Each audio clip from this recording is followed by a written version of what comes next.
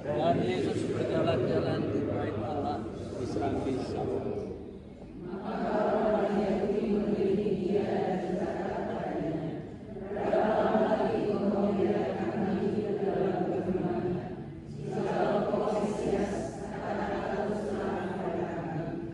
Yesus menjawab mereka, "Aku telah mengatakannya kepada kamu, tetapi kamu tidak percaya.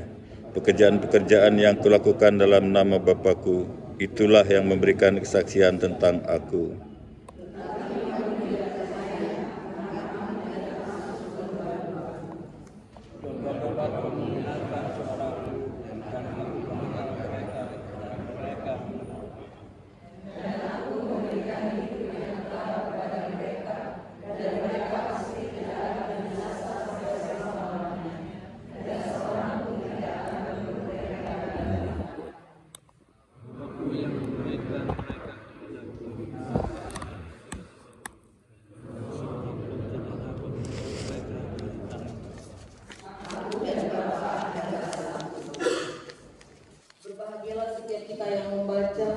Merenungkan dan melakukan firman dalam kehidupan.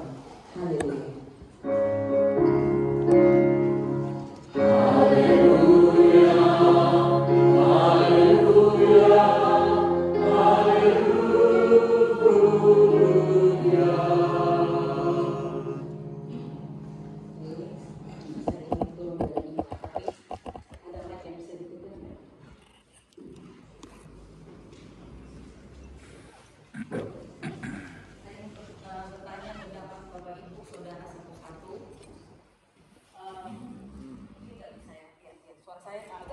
Di atas dengar ya. Itulah keuntungan Bapak Ibu memanggil pendeta bukan orang Jawa yang biasa ngomongnya keras-keras gitu ya. Jadi nggak ada mic nggak apa-apa gitu. Saya ingin meminta kesediaan Bapak Ibu menolong saya menjawab pertanyaan saya gitu ya. Yang Bapak Ibu tahu tentang gembala yang baik itu apa?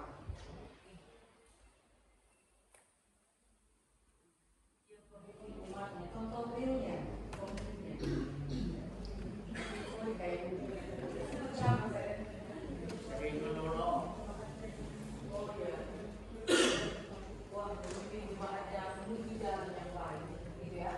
Memang kalau sudah namanya gembala itu pasti dipercaya.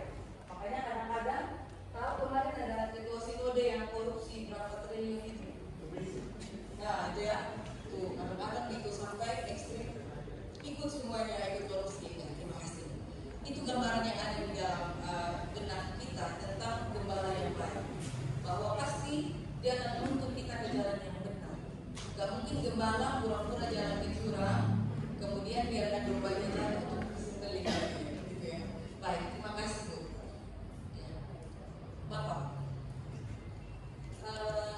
cara Bapak, gitu ya, secara pribadi, yang menolong Bapak untuk mampu sungguh-sungguh mengenal suara gembala. Dia bisa itu Tuhan atau pendeta atau siapapun yang memandang sebagai Tuhan. Yang aktif untuk memahami pribadi gembala itu. Aktif untuk memahami pribadi gembala itu. Misalnya pas gembalanya lagi bikin khotbah, diantarin burger babi terus ditemani makan terus pulang. Ternyata jam segini gembala saya lagi bikin khotbah. Gitu ya Pak? Ya, terima kasih. Begitu ya Bapak Ibu bisa ditiru. Terima kasih. Terima kasih. Yang muda, mana yang muda-muda? Di luar aja lah, di luar. Di luar aja. Ini kan suara saya ketangkap ya. Mas, ya. Apa sih gembala yang baik itu?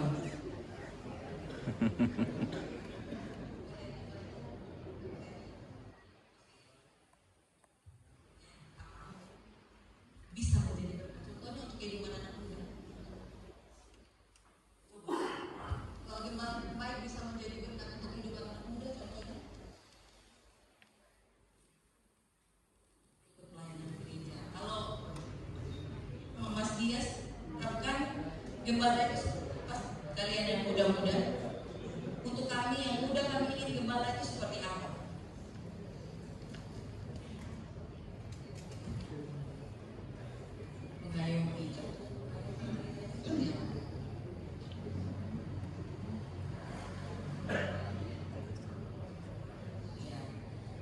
mengajak pemuda yang belum aktif bisa masuk bergabung dengan Mas Dias, Mas Philip yang selama ini sudah aktif.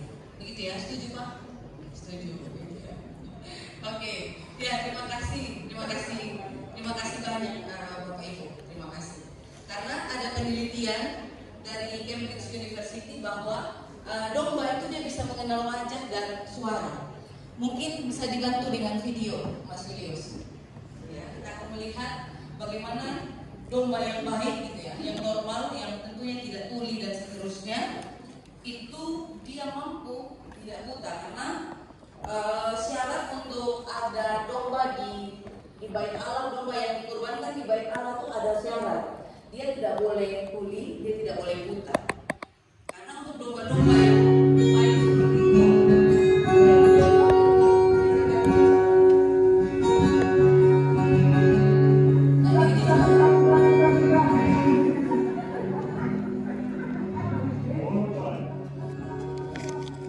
ini uji coba ya.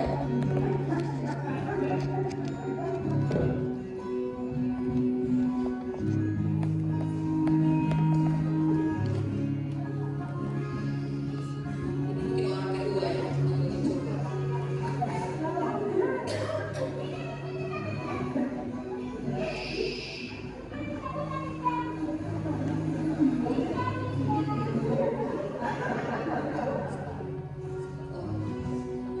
Ini orang yang ketiga.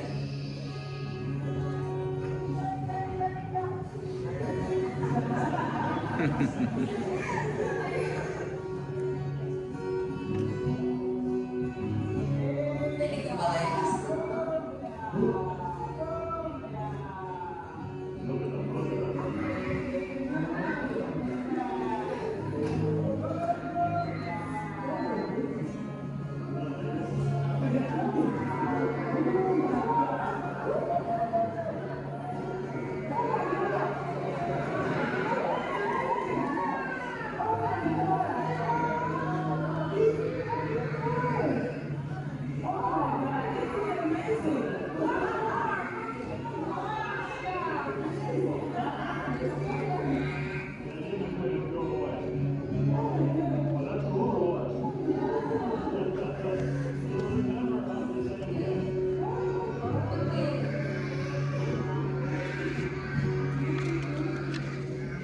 Jadi rupanya yang membuat eksperimen sederhana ini orang Kristen, karena langsung di situ ada terpujilah Tuhan gembala yang baik.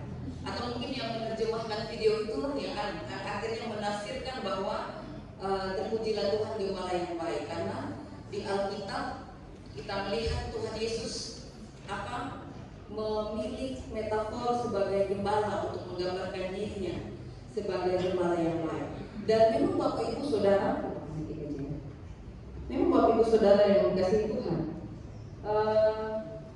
Cambridge ya, Universitas Cambridge itu tahun 2001 mereka mencoba studi tentang domba, dan memang domba-domba itu mereka mampu mengenali wajah dan mampu juga mengenali suara, entah suara sesama mereka atau suara manusia yang ada di sekitar mereka. Lalu mereka juga menunjukkan respon secara selektif terhadap suara. Seperti yang kita lihat tadi, mereka mampu untuk memilih dan memilah mana suara gembala dan mana yang bukan, gitu. Dan mereka ketika dalam penelitian dari Cambridge University, mereka melihat bahwa domba itu cenderung tidak bereaksi terhadap suara orang asing, gitu. Jadi mereka domba itu memang punya kemampuan untuk mengenal dan memorize dan mengingat begitu suara gembalanya, sehingga tadi ada 3 orang mencoba meniru gembala daripada domba-domba itu, mereka tidak berhasil karena mereka bukan gembala. Firman Tuhan yang kita baca pada pagi hari ini berbicara tentang Tuhan di atas kita melihat bahwa ada gembala yang baik. Tuhan menggambarkan dirinya sebagai gembala yang baik. Lalu gembala yang baik yang juga mengasihi domba-dombanya. Domba-dombaku mendengarkan suaraku, dan aku mengenal mereka, dan mereka mengikuti aku. Saya pernah melihat dalam salah satu reels untuk Instagram, karena belakangan ini ada beberapa orang-orang yang pindah agama keluar dari Kristen lalu mendapat jabatan di pemerintahan begitu. Ada satu anak muda yang merespon peristiwa itu dengan ayat ini, gitu ya. Dia mengatakan wajar orang bisa meninggalkan gereja, wajar orang bisa meninggalkan persekutuan, wajar orang bisa meninggalkan baptisan, gitu ya, beralih ke tempat yang lain, itu wajar. Karena tidak semua domba itu mendengarkan suara gembala. Bagi domba-domba yang tidak sering mendengarkan suara gembalanya, yang suka yang membangkang, jalan-jalan sendiri, nanti kalau sudah terluka baru dicari. Nah itu kalau dalam rapat majelis kami selalu bilang, ini gerejanya jajan, jalan dari satu gereja ke gereja yang lain. Mohon maaf, nanti ketika kedaulatan Allah kepada orang itu datang, nafasnya berhenti, baru cari gereja, gitu ya. Kadang-kadang jemaat itu merasa aku lebih pintar dari pendeta, dari penatua, dari majelis, dari diakon. Kalau dikasih masukan tersinggung, gitu ya. Ataupun nggak dikasih masukan karena ingin sesuatu, nggak dipenuhi juga marah, kemudian pergi. Setelah terluka, bahkan setelah tiada lagi nyawa, akan diambil lagi oleh gereja. Nah, anak muda itu bagus sekali dia merespon, dan sekarang media itu ya, gereja kita ke depannya. Tadi anak-anak muda mengatakan kami berharap gembala yang bisa merangkul. Masalahnya orang kalau merasa gereja ini tidak menjawab kebutuhannya, anak muda hari ini Bapak Ibu. Kalau Bapak Ibu kita yang sudah sepuh, kita menuntut anak muda harus datang duduk diam seperti caranya kita, maka tempat ini tidak akan menjadi tempat yang ramah dengan anak muda. Maka impian, harapan dari Mas Dias dan Mas Filita itu hanya tinggal harapan. Nah, bagaimana untuk domba-domba, pemuda-pemuda yang belum ada di ruangan ini, yang belum beribadah di tempat ini? Padahal nanti kalau sensus ini berjalan, kita akan melihat ada banyak sekali anak muda di GKSBS Tanjung Karang. Bagaimana peran Bapak Ibu, ayah dan ibu sebagai gembala yang pertama yang ada di dalam rumah? Ingat, kita eklesia domestika, gereja rumah tangga. Gereja itu berawal dari rumah tangga. Gembala, suara Tuhan itu dipraktekkan terlebih dahulu oleh ayah, oleh ibu, oleh abang, oleh kakak, oleh mas, oleh mbak. Nah, Bapak Ibu yang punya anak muda yang saat ini tidak duduk bersama dengan kita, di mana anak-anak kita? Karena hati-hati, domba yang jarang sekali mendengar suara gembalanya, dia mudah pergi, dia mudah digoda, dia mudah ditipu. Kamu kalau masuk di tempat saya, kalau kamu meninggalkan gembalamu itu, tak kasih kamu jabatan. Kalau kamu meninggalkan gembalamu itu, saya berikan saya akan menikah denganmu, saya cantik loh. Kalau kamu meninggalkan gembalamu, saya akan menikah denganmu, saya pria tampan, saya mapan. Belum tentu pemuda di gerejamu mampu menerima kamu apa adanya. Nah, untuk domba-domba yang jarang sekali mendengar suara gembalanya, mereka tidak akan mampu untuk mengenal suara gembala. Mungkin tidak usah dihubungkan dengan pendeta dulu ya Bapak Ibu.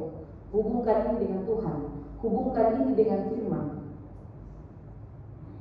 Hubungkan ini dengan firman.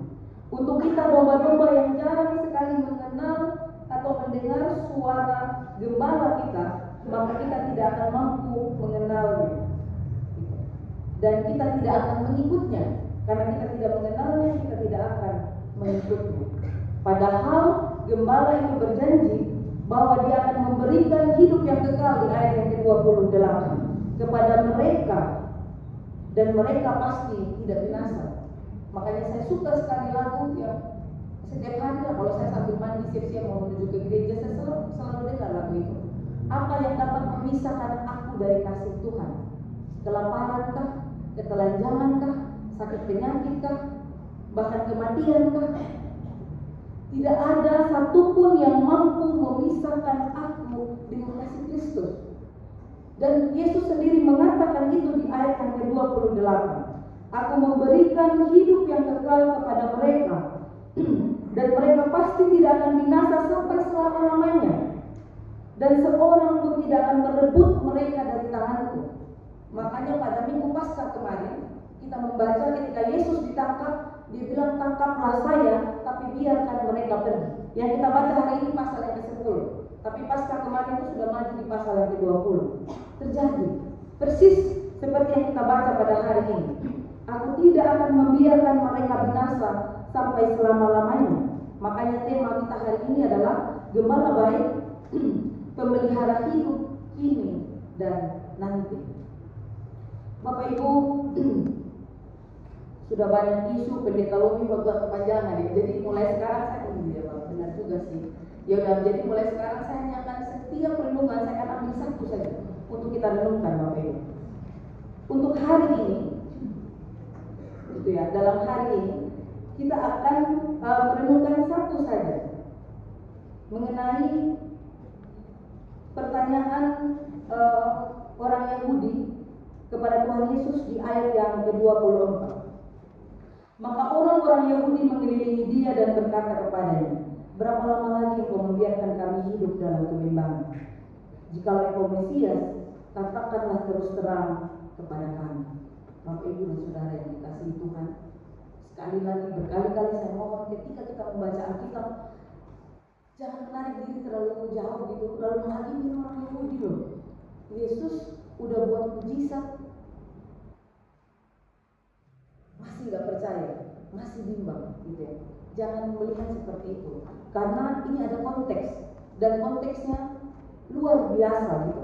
Bahkan kalau kita lihat di pasal di ayat yang ke-22, penghabisan bait Allah, itu sedang berbicara tentang hari raya Hanukkah, bahwa pada waktu itu bait Allah itu direbut oleh kekaisaran Helenis begitu, lalu bait Allah itu dipakai untuk dihinakan gitu, bahkan babi pun dibawa ke bait Allah lalu disembelih di sana, dinodai. Kemudian Makabe melakukan pemberontakan dan dia melawan dan mereka menang. Itu abad kedua sebelum Masehi, makanya tidak ada dalam Taurat, karena itu baru di abad kedua sebelum Masehi. Nah, Hanukkah itu sedang dirayakan. Tadi saya minta Mas Yudi teman-teman multimedia menunjukkan gambar di Serambi Bait Allah. Ketika sedang dirayakan di situ, Yesus datang di Serambi Bait Allah itu. Lalu ketika dia berjalan-jalan, orang menyatakan bahwa kami bimbang. Tolong, eksplisit aja lah, gak usah inilah Yesus, gak usah eksplisit gitu. Kalau ngomong tuh eksplisit, kalau memang kau Mesias, ngomonglah kau Mesias. Dan sebenarnya Yesus berkali-kali sudah mengatakan dia memang Mesias, dan dia sudah melakukan mujizat. Tapi berkali-kali itu tidak mampu menolong orang Yahudi untuk percaya, karena yang mereka pikirkan Mesias itu harus seperti Makabe itu. Dia adalah tangan besi, dia adalah kekuatan militer yang melawan kekuasaan yang ada pada waktu itu. Sementara Yesus ini hanya satu orang yang lemah. Mungkin kalau Yesus di Indonesia, mohon maaf Bapak Ibu izin, mungkin sudah dikatai seperti Presiden Jokowi waktu itu. Dibilang pro, ya mungkin Yesus sudah dibilang seperti itu. Karena dia bukan seorang yang berwibawa, yang luar biasa dalam artian militer dan seterusnya, tidak. Tetapi dia justru orang berdosa dia datangi, orang miskin dia datangi, dan seterusnya. Itu membuat orang bimbang, gimana kita bisa menang kalau model pemimpinnya seperti ini, meragukan.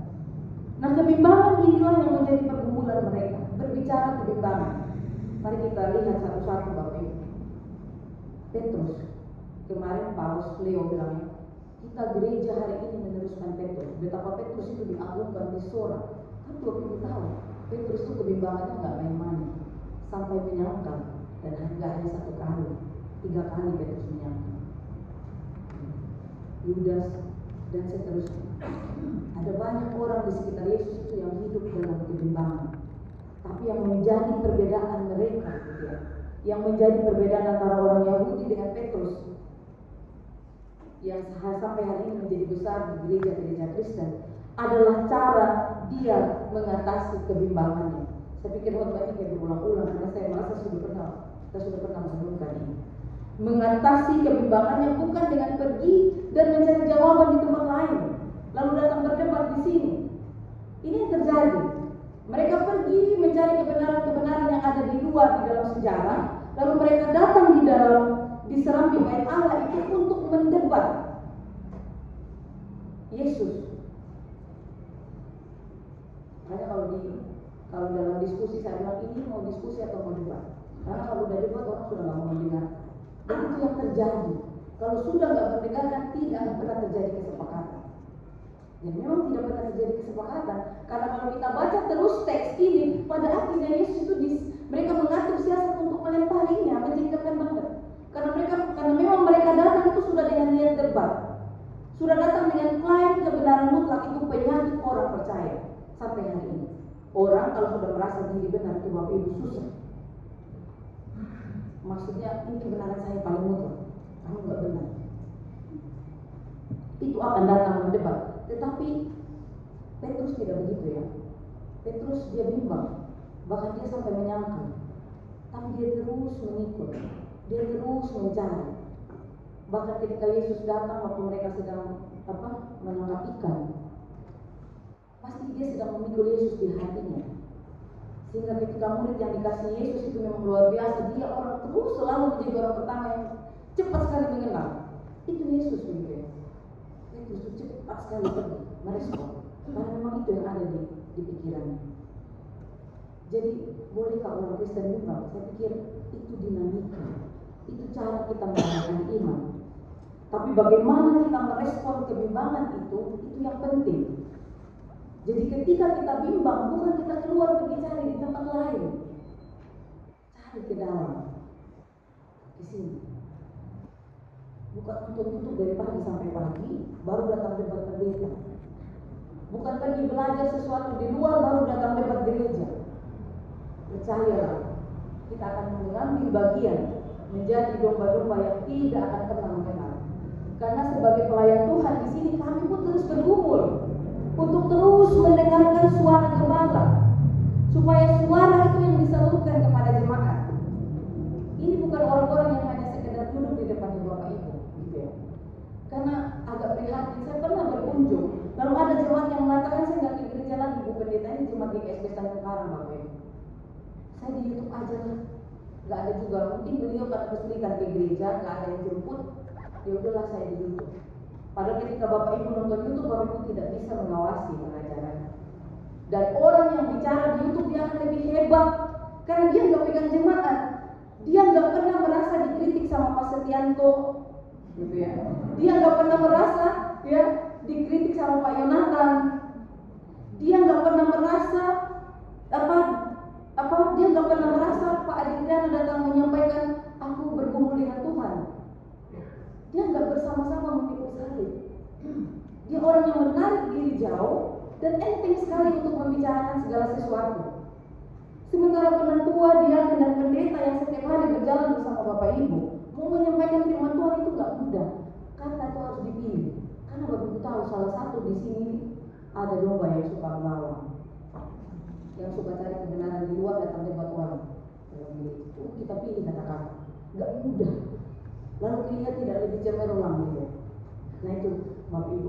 Jadi boleh kita membaca, boleh kita mendengarkan khotbah dan segala macam pengajaran yang ada di sana, tapi berhati-hati. Kenali dulu suaranya gembala ini, Yesus Kristus, supaya kita tahu mana yang benar, mana yang tidak. Karena orang yang domba yang tidak sungguh-sungguh mengenal suara gembala ya, tidak sering mendengarkan suara gembala ya, dia tidak akan mengenal dan dia tidak akan mengikuti gembala. Cukup dong.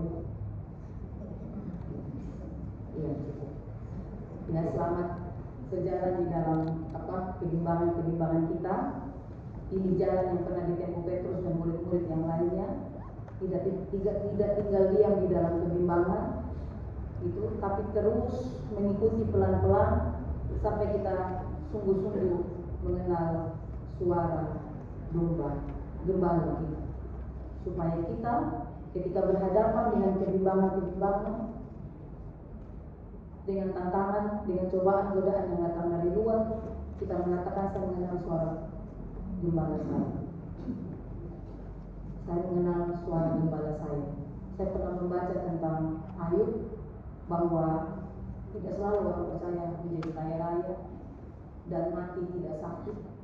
Dan tidak selalu orang percaya yang imannya besar terangkat seperti Noah, tidak. Tapi kadang-kadang orang percaya seperti air, tanpa hujan, tanpa angin, tanpa tedengan angin, kena penyakit yang luar biasa, ditinggalkan orang-orang yang dikasihi, dihujat, dihina oleh istri sendiri, oleh pasangan sendiri. Kadang-kadang orang percaya seperti itu. Jangan goda saya untuk pergi. Walaupun hari ini kehidupan saya terlihat sedang berada dalam titik terendah, sedang ada dalam padang gurun kehidupan, maaf, saya tidak bisa meninggalkan gembala saya. Saya tahu tidak ada satu hal pun, termasuk maut sekalipun, yang mampu memisahkan saya dari kasih setia gembala saya, Yesus Kristus. Amin buat firman Tuhan saat ini untuk kita.